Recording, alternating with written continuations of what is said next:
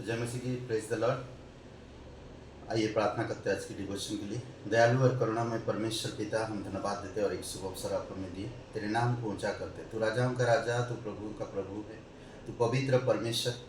धन्यवाद देते आपकी प्रेम, आपकी अनुग्रह के लिए। धन्यवाद आपकी ममता, जो माँ की तरह आप हमें संभालते हो। इसलिए प्रभु तेरी महिमा करते। हमारी दुख, दर्द, तकलीफ, चोट, जख्म, परेशानियों में, कठिनाइयों में तू हमेशा मदद करता है। हमारे दिल को समझता है, हमारी भावनाओं को समझता है। धन्यवाद देते, हमें सही अगुवाई करते हो, इसलिए तेरी महिमा करते। प्रत्येक कलीसिया भाई बहनों के लिए, खास करके माताओं के लिए हम प्रार्थना करते हैं।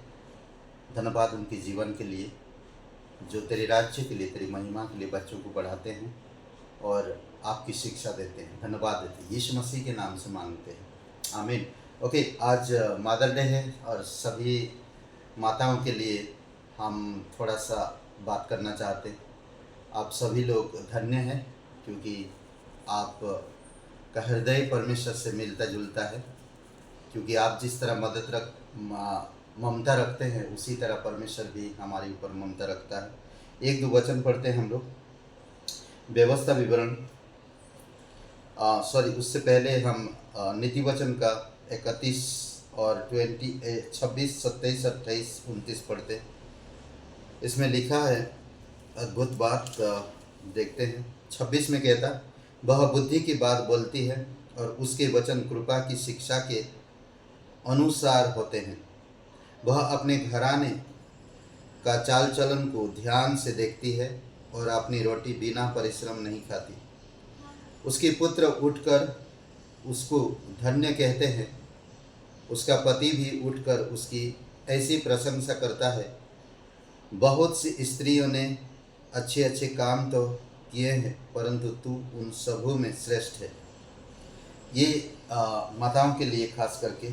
और इस वचन से हमें एक चीज़ मिलता है, उसका मुँह ज्ञान से भरा हुआ और उसकी जीभ पर दयालु शिक्षा देता है। माँ के पास शब्दों का एक तरीका होता है।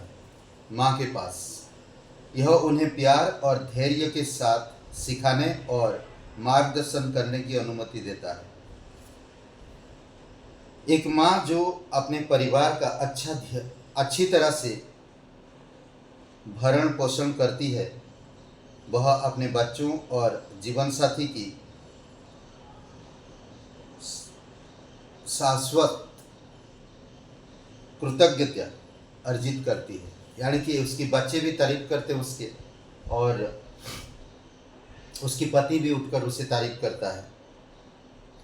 यूहन्ना 15 और वचन 12 में हमें एक दूसरे से प्रेम करने के लिए कहता है, और एक माँ ही है जो हमें वो प्रेम को भी सिखाता है।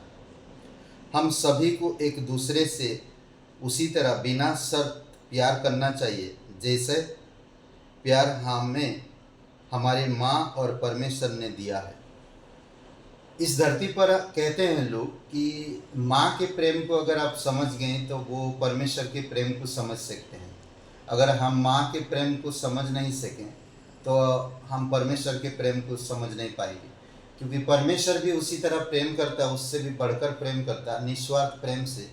माँ भी एक अपने बच्चों से निस्वार्थ प्रेम से प्रेम करती है, क्योंकि वो जन्म दिया है और उनको पालन पोषण प्रेम करना उसका काम है, और वो सुरक्षित रखती है। आदि माता हम देख सकते हैं, जिसके बारे में हम उत्पत्ति का 3 अध्याय उत्पत्ति का 3 अध्याय वचन 20 में, उस आदमी ने अपनी पत्नी का नाम ईब रखा, क्योंकि वह जीवित सभी लोगों की माँ है। जीवित जितने भी लोग हैं उस सभी लोगों की माँ है। ईब का मतलब होता है, हिंदी में बोलते हैं हवा। हम सभी परमेश्वर द्वारा बनाए गए एक ही महिला से आते हैं, और मातृत्व का महत्व दुनिया की शुरुआत से ही है। जब धरती बनाया गया तभी से ही है। मातृ का प्रेम और मातृ स्नेह, माँ की ममता आज बहुत सारे लोग अलग अलग जगह पे माँ के ही विषय में ज़्यादातर बात करते हैं, और माँ जो होते हैं बच्चों को अच्छी शिक्षा देते हैं। जैसे कि व्यवस्था विवरण 6:6-7 में अपने बच्चों को परमेश्वर की आज्ञाएं बताएं और उन्हें हर दिन उनके वचन सिखाएं। तो ये माँ जो आत्मिकता में भी रहते हैं, परमेश्वर का प्यार को लेते हैं और उसी प्यार से अपने बच्चों को प्यार करते हैं। कभी किसी को सिखाया नहीं जाता, बट परमेश्वर की अनुग्रह है जो माँ की प्यार बच्चों तक पहुँच ही जाता है। और उसमें देखेंगे ना, पहला कुरिन्थियों का 13:13 में सबसे बड़ा प्यार है विश्वास, आशा और प्रेम। ये तीनों स्थायी है, परंतु इन तीनों में सबसे बड़ा प्रेम है।